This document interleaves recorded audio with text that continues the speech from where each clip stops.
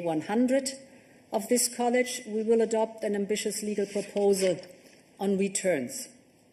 Returns is a key element of the Pact of Migration and Asylum. We will propose common rules for return with the new European return order and mutual recognition of return decisions by member states. So we want to put in place a truly European system for return by proposing a regulation with simpler and clearer rules, preventing absconding, and facilitating the return of third country nationals with no right to stay.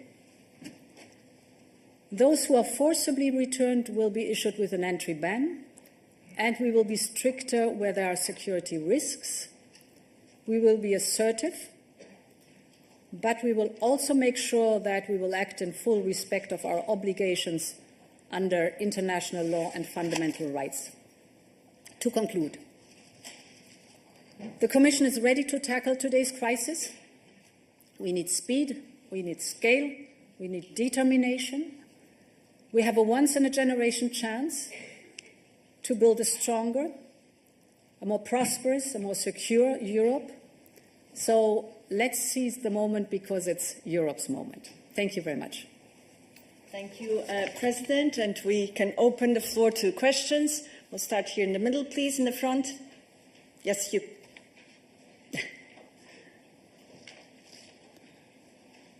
Thanks a lot. Thomas Kutschka with Frankfurt Allgemeine Zeitung.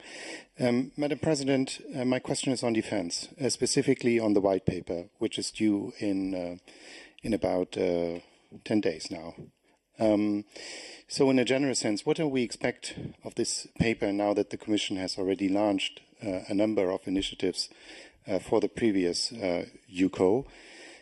And with two specific points, please. The one is the last European Council has called upon the Commission to propose additional financing resources.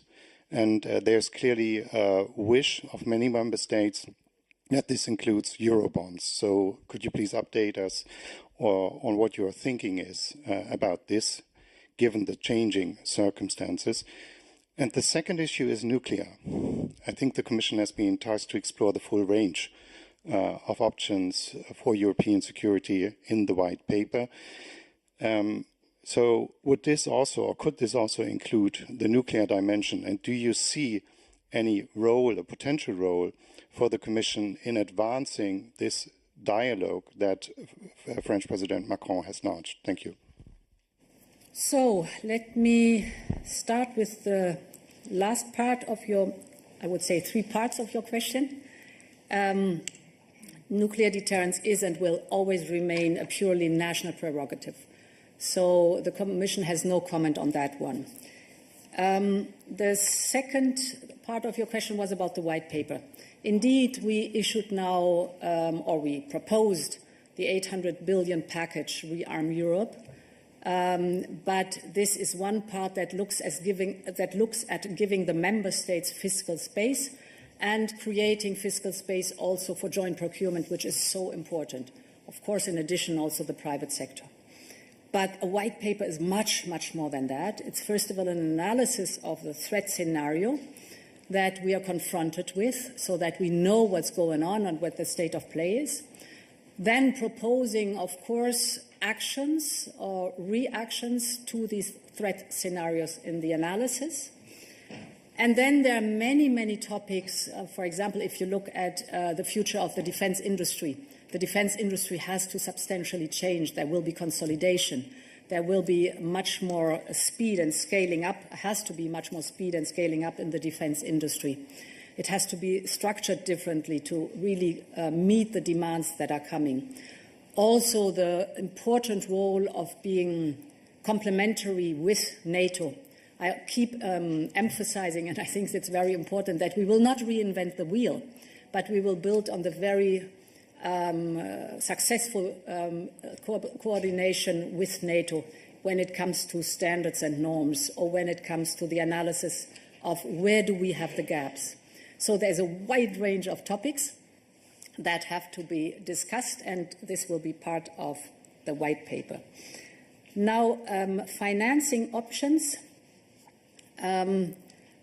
So whatever the financing options are, we will have to raise money.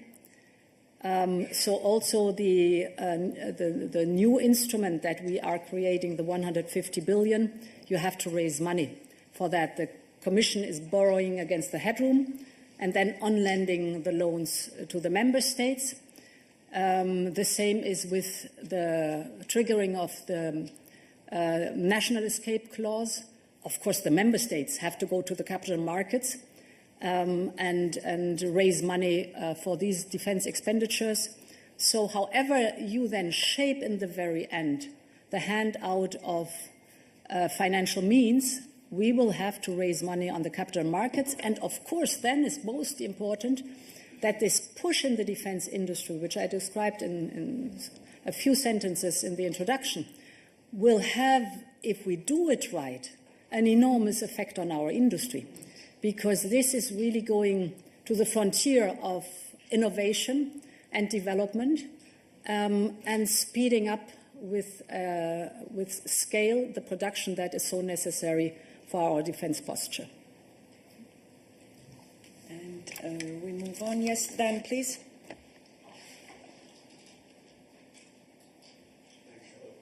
Dan Michaels with the Wall Street Journal. About the omnibus and simplification and cutting red tape, the initial reaction of the business community was essentially nice start, but you've got a lot more work to do. I guess to use your words, you need to be bolder and more determined. Do you think, given the pushback that there is from other parts of society and other interests, it's possible to achieve what business is pushing for, especially when the United States, under President Trump, is deregulating, or in some cases just appears to be set to throw away a lot of regulations? Thank you. It's about simplification. And on one thing, we are very, very clear. We have our common goals cast in law, that is climate neutrality by 2050 and at least minus 55% by 2030. How we get there is flexible, pragmatic, and adaptable, technology neutral. That's very important because it's a huge transformation. The global economy is undergoing.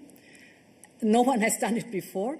So you have to be willing and able to adapt all the time without leaving the sight on the goal that we have agreed together. I think this is very important for that. For this also you need simplification and speed. And I'll give you an example from taxonomy. I think this shows why you can have both goals, stay true to the goal and be faster and simpler. Taxonomy, with the changes we introduced, 90% of the companies are out of the scope, so do not have to deliver on reporting on taxonomy. But what is affected is only 1% of what is actually it's the carbon border adjustment mechanism, 1% that is coming to the market. So 1% of carbon footprint is affected by that, 99% not. And these are points where you see that simplification can be done without letting the goal out of sight. So, yeah. Let's we proceed here on the right, Virginie. Oui, bonjour, Virginie Malingue du Monde. J'ai deux questions. I have two questions. La première à propos The first question. des États-Unis. Vous continuez à en parler comme un allié. You keep talking about the J'aimerais United savoir States si as dans le an comportement des ally, États-Unis but I'm depuis wondering semaines, what vous fait penser que c'est part encore un of allié. U.S. Ça behavior sort. makes you think that Seconde they're question, still pour an rebondir sur la ally. question de And then to Thomas, go vous avez back to dit des Thomas's temps question, extraordinaires you appellent talked des about réponses extraordinaires. On extraordinary parlait là de times calling défense. for extraordinary Vous avez measures annoncé in terms of que vous alliez defense. and you convoquer un said collège de la that you're going sécurité. to have a Mais sur les questions security de college financement, là, encore convoked, une fois, je but in reviens terms là-dessus, of les États membres vous ont financing, demandé member states have asked d'explorer des you pistes pour to qu'il y ait plus de explore financement. Quelles avenues sont les for pistes que vous more pensez pouvoir explorer financing? What au-delà de ce que avenues vous can avez be d'ores et pursued déjà above and annoncé pour les beyond 150 what you milliards have et talked l'espace about, budgétaire? Est-ce que the c'est 150 billion le and the mécanisme européen de budgetary stabilité, un emprunt headroom? commun, autre Are you chose? Enfin talking bon, about parce joint que loans? vous avez parlé de l'union What des are you marchés de talking capitaux, about? Because you rebaptisé talked about the l'union capital d'épargne, markets j'ai oublié, je sais plus quoi. and C'est la further même chose, issues, mais but it all boils down to côté the same public, thing. où est-ce On qu'on the peut trouver public l'argent et comment? side, Merci. where can we find the money? Yeah, I mean, it's a huge amount that we are offering now to member states or for joint procurement, 800 billion. So that's enormous.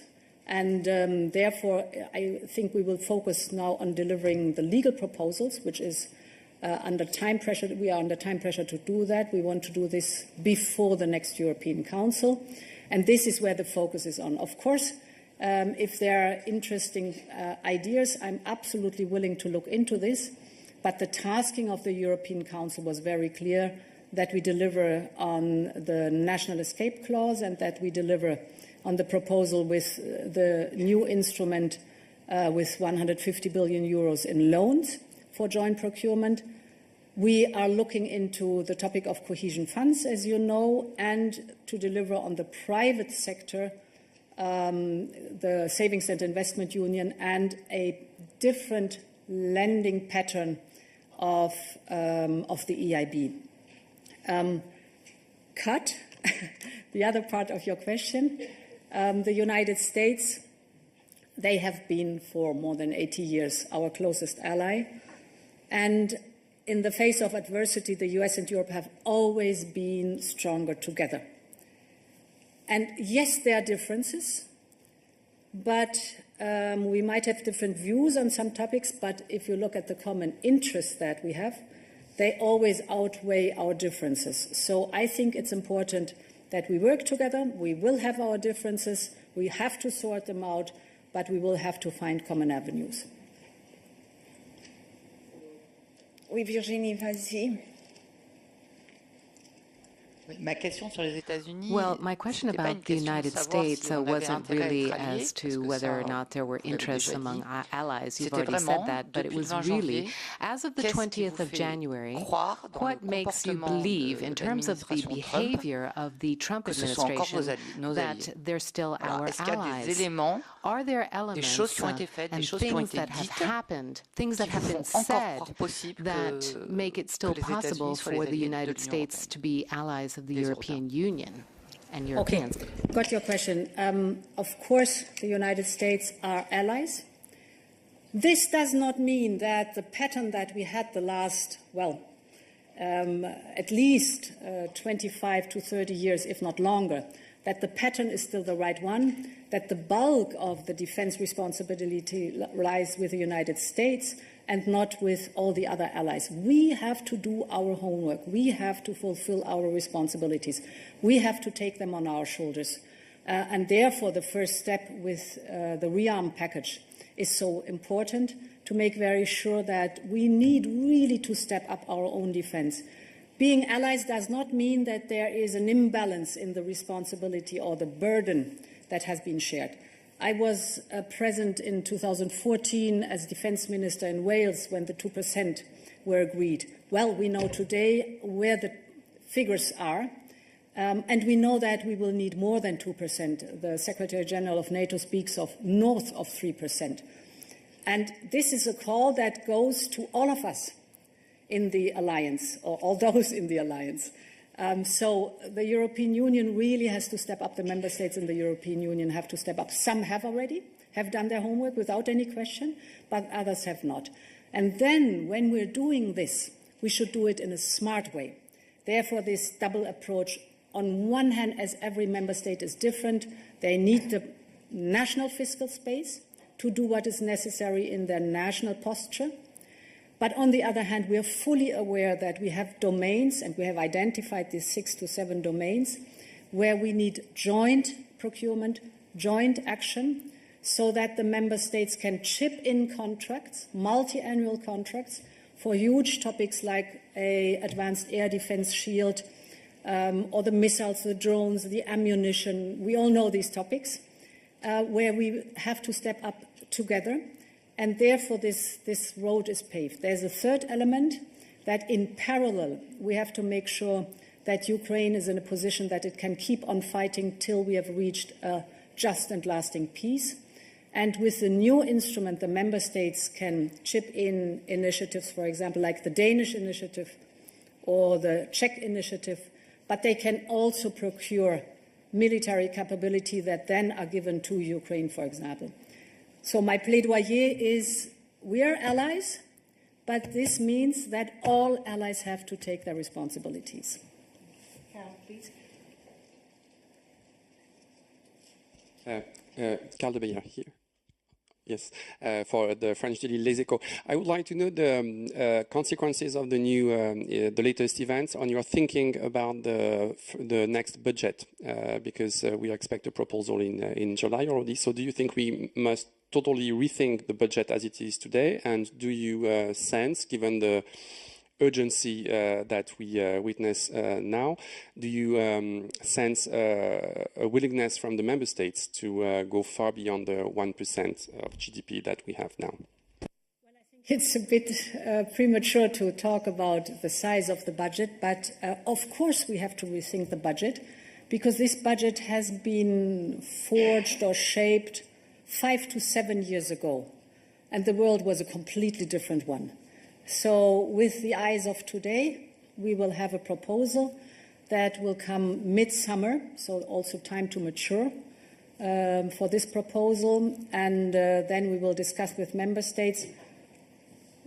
What I see is that member states fully understand the urgency that we have to step up in competitiveness, in security, and in protecting our democracy. This is absolutely clear, but this is of course no blank check to put in whatever we think should be in, but it's still a matter, of course, of negotiation. So without any question, it will be different, the budget, but we have still a lot of time to negotiate that.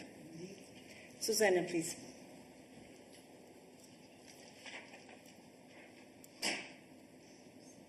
Thank you.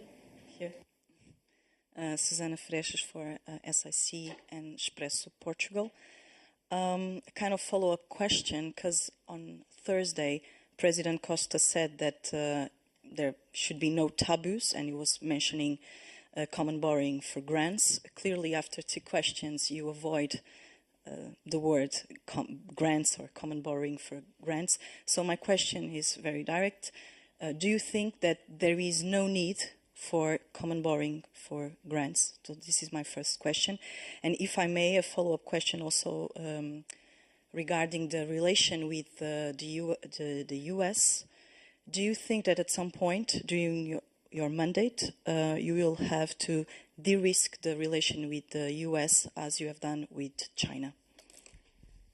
So for the second question, a clear no. It's a completely different relationship we have with the United States than we have with China. Therefore, a clear answer. And for the first, what the first question is concerned, where I put my emphasis on right now is, 3 days after we proposed the package to the European Council, that my task now is, in the next 2 weeks, to deliver a concrete legal proposal. Nothing is off the table. I'm open for whatever is necessary. Get me right. But to start a debate 3 days after we've done a proposal that was unanimously supported, with a lot of positive replies from everywhere, to come with new thoughts, I think is too early. As I said, nothing is off the table. I'm willing to explore whatever member states, and they've asked for other things too. We can discuss then other scenarios in the next European Council. This is the decision of member states and, of course, the president of the European Council. But my task now, 3 days after such a big step forward, it's unprecedented that in defense we are supposed to provide this enormous possibility to the European Union. I focus now on the legal proposal, which will be tricky enough. there, please. Anselm Stern, Second German Television. Germany is going into debt. The EU is lifting the European debt brake. How much is the European Stability Act in danger? Yeah. So this is a very clear, fine line that we have to walk precisely, indeed. And therefore, the national escape clause is being triggered in a very controlled manner, proportionate and time limited, and with a strong focus on looking at the individual situation of member states. That's very important. Therefore, we chose the national escape clause. If I may say, in COVID, it was the general escape clause, and it was open to everything and for everybody. Here, it's very targeted and very controlled. It gives fiscal space on defense for a period of 4 years. This fiscal space is potentially generous, yes. Member states can rise to 1.5%, increasing on GDP. That is an enormous sum that is there potentially.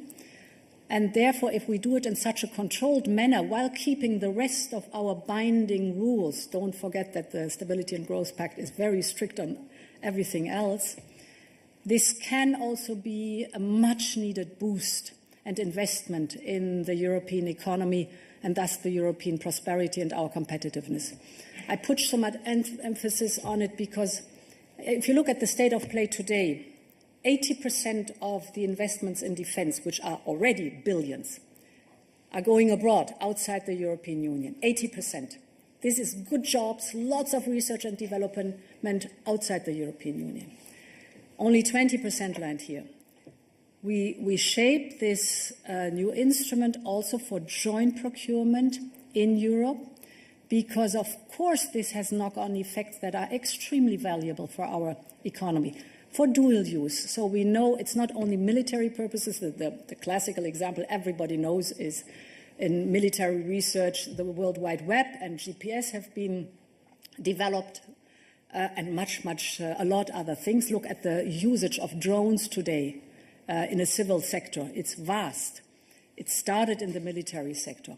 So we have a huge potential in research and development with spillover effects in the civil economy, plus vice versa. We also know that the civil economy is contributing a lot with innovation and research to the military development. And therefore, if done carefully, controlled, properly, it can be a huge opportunity. Angela, please.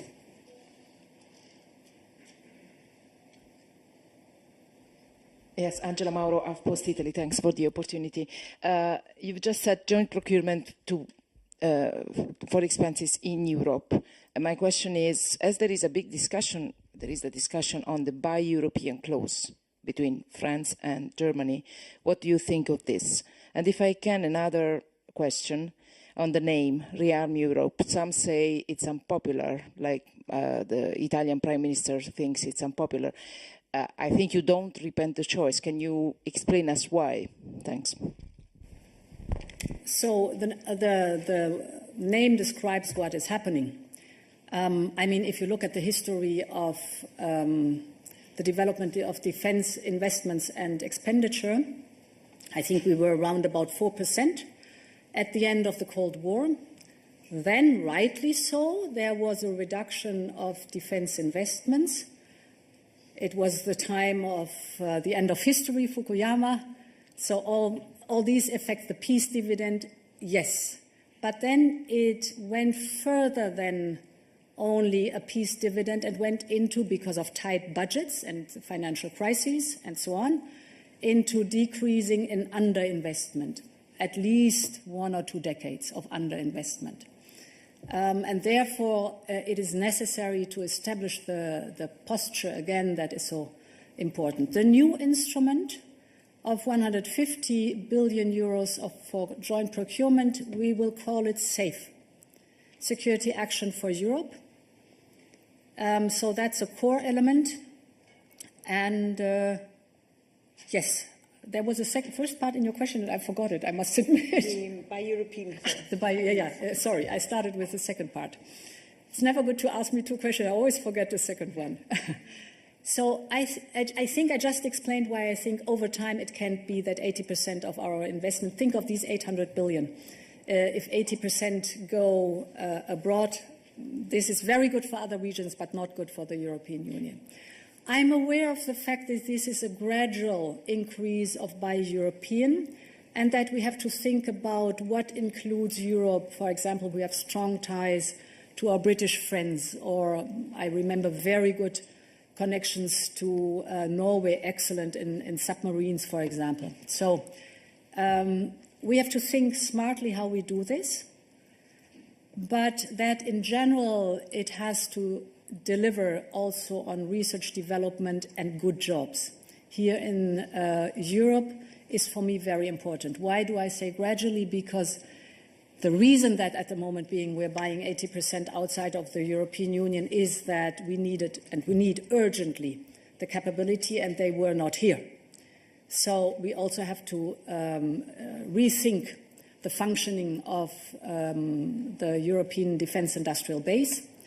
There needs to be consolidation. There will need, on our side, we need reforms of the procurement directive, for example, that you can chip in existing contracts already, and many things like that that are hindering today defense companies to work seamlessly together and thus scale up and speed up the process. Perhaps a last comment on that one for me is exemplary, the unbelievable speed and quality in Ukraine of the defense industry. There was almost nothing when the war started. And if you look today at the multitude of highly agile functioning startups in Ukraine producing drones, armored vehicles, etc., cheaper, faster and more intelligent than it happens here, we know where the task is. So the defense industry of the European Union is now going to Ukraine to understand what is the difference that they are showing here, and this is the way for us to act. Jérôme. Jérôme Cartier de l'Agence France Presse. Vous marquez les 100 premiers jours de votre second mandat. Donald Trump va bientôt marquer les 50 premiers jours de son second mandat aussi.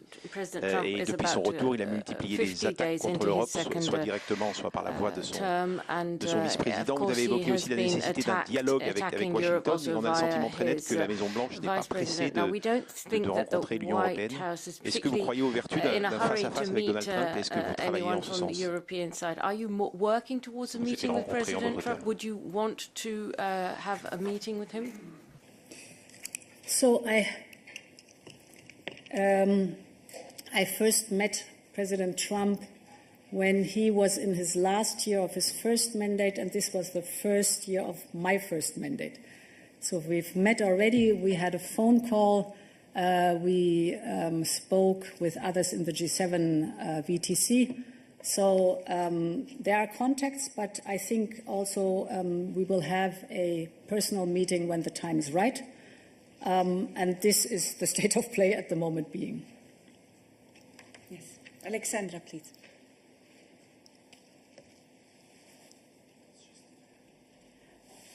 Thank you so much, Paula. Madam President, a follow-up on the defense. Of course, your proposal received unanimous political backing on Thursday. However, there is some discomfort in some member states about the possibility of these initiatives to open, you've mentioned yourself, to like-minded EU partners. I'm from Greece, Alexandra Voudouri from Greek Daily Kathimerini, so I think you know what I'm referring to. Are you planning in the white paper to consider these concerns? And second question, if I may, 100 days, too many initiatives, too many plans. Would you have done anything different? Are you happy with what you delivered today? Thank you. Yes, I'm happy with what I delivered today. No, seriously, if you would have asked me, I don't know, 6 months ago, I would have very strongly focused, of course, on the prosperity part, because there was a good reason why at the end of my last mandate I asked Mario Draghi to write this report, and it came out as an excellent report, in my view, as an excellent report. So I knew focus on that one and be really strict on that one. But many, many other things, little did I know how much the world would change.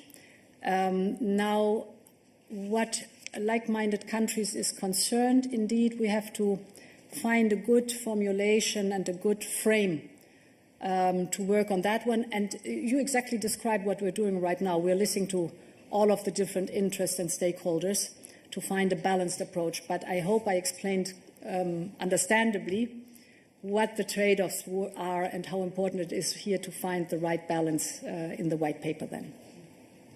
Good. There in the back. It's Dorota from Polish Public TV, so Central Europe at least. I also have two questions. The first one, what make you feel that this 800 billion euro is a historical huge amount of money? It's similar to the fund that was made for the COVID pandemic, for the recovery Europe. Whereas this fund was to buy the mask, to buy the vaccines, and in some countries like closer to Russia, so the Eastern Europe, the Nordic countries, there is already a feeling that it's simply not enough. Out of 800 billion euro, we only know this 150 billion. That is sure, because it will be this joint procurement. We don't know if 650 billion euro will be used and how. And if the Russian soldiers come to Poland or another country, so we cannot just announce lockdown to the citizens. And the second question, the Commission was planning to announce to stop import and buy Russian energy sources. Actually, it was supposed to be announced in February, and it disappeared from the agenda of the European Commission. And there are some media reporting says that it may be connected to some plans of restart of Nord Stream 2 with American participation. Thank you. Yeah. First question. Let me have a look. Yeah. So first of all, Next Generation EU came towards the end of the COVID pandemic.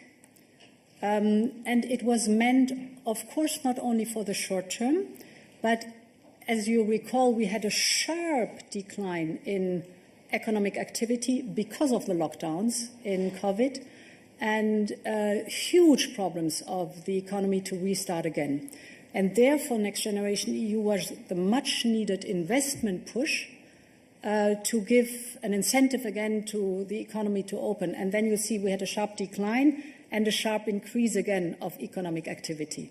What we wanted to prevent with this 850 billion Next Generation EU was that you have a sharp decline and then very slow recovery following after. And for that, this massive investment boost was there. And it helped a lot. It helped a lot. I say that this 800 billion for defense is so historic because investing in the economy is a known pattern of the single market, of course, for the European Union. Investing specifically in the defense industrial base is very new at that scale for the European Union. It's a discussion that was always very strong in NATO. But now it's a discussion that arrived also, rightly so, in the European Union, because the European Union has to care for its own military posture and has to be able, as I've described, to face the threats that we are seeing. So this has never happened before with that intensive and this focus, and it is the right move, I think. Your second question was on Russian gas. Correctly. So it's worth to look at the political guidelines where I commit very clearly to phasing out the Russian gas. And I stay, of course, committed to that one. This is an absolute must. We've been successful, but we always see, of course, that there are loopholes where we have to be careful and that we have to work on. And the fact that we excluded or tried to get rid of the over-dependency on Russian gas caused also enormous trouble energy-wise, but I think it's also a proof that when asked to act in a joint manner, what we did, you can get rid of this over-dependency and develop a secure and affordable energy market. One of the points where it's always worth to look in, Repower EU is still working, and the purpose was and is to get rid of our dependency. And the affordable energy action plan that we have just issued, I think last week, is also a very good roadmap to see how we're going to want to move forward on that topic. Jennifer, please. Thank you. Jennifer Rankin from The Guardian. It's over here. First of all, a follow-up. What would Norway and the UK have to do to be included in any buy European provisions? Would they, for example, have to agree to stop buying US-made defence equipment? Could you sketch out your thinking on how to include non-EU countries in buy European? And secondly, I really wanted to ask about Ukraine, because at the last European Council, there were a lot of discussions about the medium term and the long term. But can you give us a sense of when you expect agreement on the Kaja Kallas initiative, on what steps the EU will be taking to support Ukraine to provide military aid this year, given how critical the situation is and the gap that has opened up with the very big gap from the loss of US aid? Thank you. So, the non-European Union countries, the first part of your question, if you look at the pattern of the defense industry, you see that there are already very strong ties. So companies are already working cross-border. We do not have to reinvent the wheel. We have to think about a smart mechanism, how we can use this cooperation that is already established and at a high level of quality. I wish for more speed, but the level of quality is very high. Ukraine, we have made sure that the financing gap for the economic survival of Ukraine is closed this in 2025, focusing on this year. And indeed, I mean, if you look at what the European Union delivered overall, it's 140 billion euros, and this includes the economic survival or stability of Ukraine in the year 2025.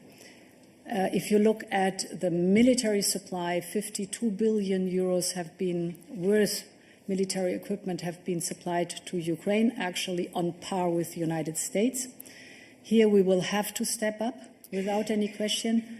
This initiative, Rearm Europe, helps a lot because it gives in two ways at least, and the third one is the possibility of private investment also, possibilities to be faster and more targeted in supporting Ukraine. Good, and we cannot forget our colleagues online, so we turn to Momchil. One question from online. Yes, hello. We come to you, Momchil. Good afternoon. President, I have two questions. First question, President, last year during a pre-election debate, you said that parties like Revival in Bulgaria and others in other European countries want to trample our values and destroy our Europe. But we at the EPP... Momchil, I'm sorry, we cannot see you, Momchil, and you know the rules, right? Okay. We need to be able to see you. Do you see me now? Nope.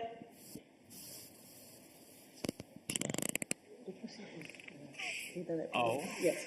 Okay, I'm sorry, Momchil. We'll have to proceed here in the room. So, Mark, please. For once, I'm happy IT doesn't work always so well. Sorry, Mark Papercorn. I have one question only for you. It's about this security college. When is this security college going to start? How many commissioners and who will be part of it? How often will they meet?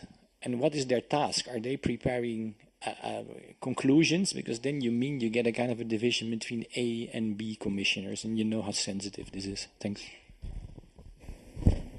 So I think, the Security College will include all the commissioners, because you've just given one very good explanation for it. But the second is, if I may say so, that almost every topic could be involved. If we think back 4 years, never would I have been able to foresee how topics can be instrumentalized to drive a hybrid attack against us. Let's start with Russian gas. 4 years ago, we saw that Gazprom is not filling the gas storages as it should, but we did not draw the right conclusions. That was before the war started. So we saw it, we were worried, but little did we know, or no idea did we have, that this is the beginning of a hybrid attack on European energy security in order to force us not to support Ukraine. So instrumentalizing the overdependency. And then, of course, the storages were not filled appropriately, and Putin cut us off the Russian gas. The same was 4 years ago, a bit more, or 3.5 years ago, before the war, when all of a sudden migrants, mostly from Iraq, were at the Polish border. And Putin knew very well at that time this was our soft spot, and used migrants to drive a hybrid attack. We were used already to massive cyber attacks and all these topics. But by that, I want to say this is the Commissioner for Energy and is the Commissioner for Migration, for example. Without all this knowledge about hybrid attacks, we would never have thought in this wider sense. And therefore, the mindset of preparedness, as we have it displayed in the Niinistö report, that you have to be wider in analyzing the threats, is an important conditio sine qua non for the whole college, for the Security College. Security College convene in due time. I cannot tell you the exact date, I'm sorry. How often depends a lot on the urgency, of course. So it will be convened more often now than it would have been the case 4 years ago, for example. Important is that we get regular briefings from the relevant security services to be ahead of the curve and to remain ahead of the curve. So knowledge is important. In-depth knowledge of the security services is important. The analysis of the situation, the understanding what is coming, and of course then the political steer on different fronts where we have to deliver. I think it's important because I realize also in the discussions that we normally have in the college, we are very focused on the files that we deliver during that day. That's good. But this specific focus on what is the security landscape, what does the security landscape look like, where do I have to be attentive, what do I have to prepare potentially for something that is coming to be then able to deliver when it's necessary. Henry, please. Thank you so much. Henry Foy, Financial Times. Two questions. The first one's very simple, yes or no. Do you think that member states who take a slice of the 150 billion could, if they wanted to, spend it on an F-35 US fighter jet? It's a yes or no question. And secondly, the Ukrainians will sit down with the Americans this week for negotiations over a peace deal. That's something you and other member states have been demanding, is that they're involved. Do you feel like Kyiv has an exact idea of what Europe can supply in any peace agreement ahead of these talks in Saudi Arabia, or do we need to talk more about that? So the contact to President Zelensky and his staff is very, very close. And it's built on trust that has grown over the last 3 years. We've basically gone through thick and thin. So we know that we are reliable for each other in crises or extraordinary situation, and that we can most of the time find solutions. Not always, but most of the times we find solution while working very, very closely together. And of course, the talks that hopefully lead to a just and lasting peace, the talks around security guarantees, for example, are talks where we often also explore what is possible, what is in the first line.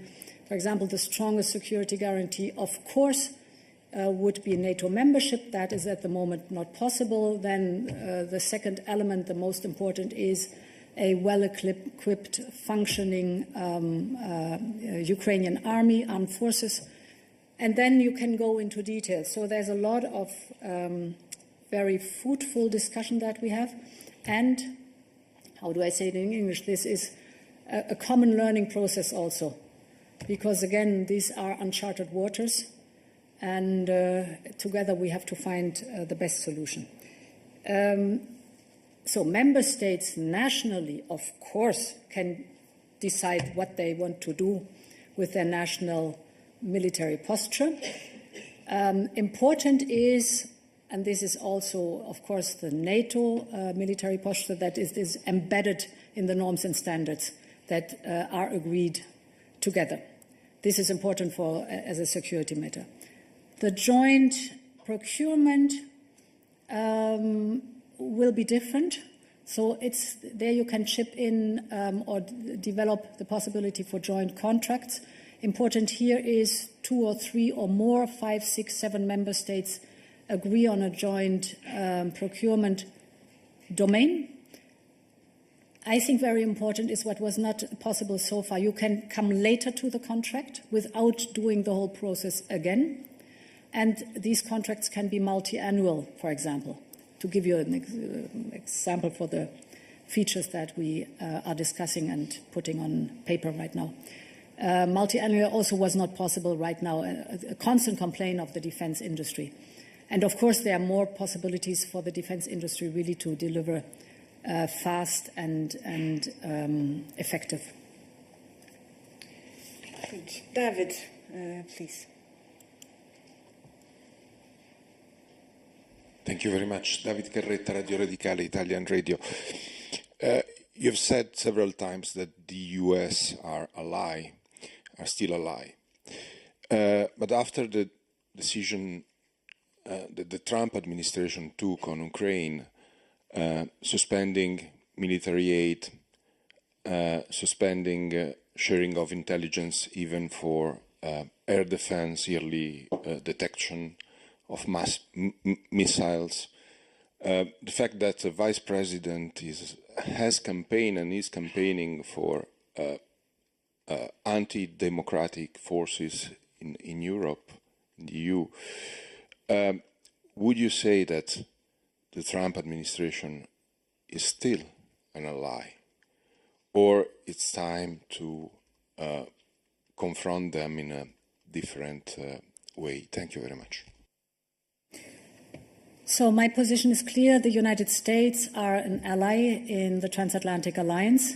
We have our discussion points without any question. And who am I to speak about? I just realized about the Transatlantic Alliance.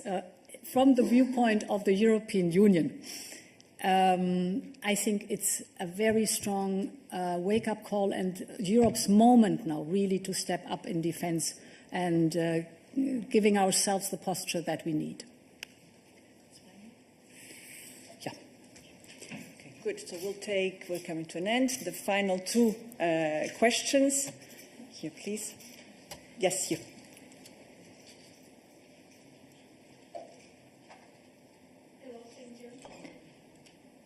My name is Yulia Sarivan. I'm from Republic of Moldova, representing Journal TV. So just before the special summit, President Macron said that Russia's next target is definitely Moldova and Romania, especially in terms of disinformation and cyber attacks. So in the meantime, the European Union is strengthening its defense through Rearm Europe. what does this plan mean for non-EU countries as Moldova is, and can we expect even more support from the European Union? Thank you. So Moldova, for sure, as a candidate country, can expect a lot of support from the European Union, and I think we are on a very good path.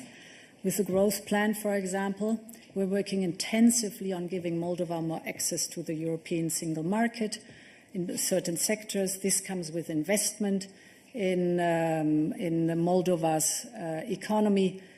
So Moldova can expect that we stand by Moldova firmly and determined, and of course with the full support that we have given so far, and this will always also be the case in the future. Good. And there, please. Yes, you. Sorry, don't remember your name. James Cantor from the Media Uscream. President, it's a bit of a follow-up on Dorota's question. Europe still buys tens of billions in Russian hydrocarbons. And of course, we know those hydrocarbons, those revenues fuel the Russian war machine. At the same time, and this is a little bit the 100 days question, you have presided over quite a dramatic rollback of the Green Deal. How, and the Green Deal is, of course, supposed to hasten a whole of society move away from carbon and fossil fuels. So how do you respond to those who say there's a bit of an incoherence here when it comes to policies on climate, but also on security? Thanks. So the hydrocarbons from Russia. Our dependency on Russia, I try to get off the top of my head all the figures. Dependency on Russian gas was 45% at the beginning of the war. It was reduced by 75%, which is quite a big step. The dependency on coal was 50%, it's zero. And I think oil also was around 50%. Now, the figure I know for sure, it's 3%. So by that, you see a huge effort to get rid of our dependency. If I look at the overall situation of Russia, it's a mixed picture. The sanctions are biting and having a very detrimental effect on the Russian economy. You see that they have skyrocketing interest rates and inflation is soaring. But what is still a source of income, not from the European Union, is the oil revenues. So we see that very clearly. A field where improvement globally should happen, or we could have a closer look at it globally. Now, that's the hydrocarbon with Russia. What the European Green Deal is concerned, very clear in the Draghi report, there are 3 elements where he's very clear on. The first is innovation. But the second, and therefore I'm mentioning it, the big pillar with Draghi is decarbonization and competitiveness. And basically my whole program is built on decarbonization and competitiveness because I'm deeply convinced that with innovation and decarbonization you can be very competitive. That's where I'm completely convinced about. If you look at the competitiveness compass, you see it as a red thread. If you look at the clean industrial deal, it looks at clean tech. And clean tech, of course, is not only, but also, for example, the whole renewable element. Not only, there's much more than that. So it's one of the big cornerstones or pillars of this mandate. I'm convinced that the future markets will be clean tech. And I mean, we've discussed often, for example, why is China investing so massively in electric vehicles? Because they know that the future of mobility will be autonomous, electric and software driven. Why are the Gulf countries investing so heavily in green hydrogen? They tell me they sit on oil and gas and dominate today the energy sector. They also want to dominate the energy sector of tomorrow.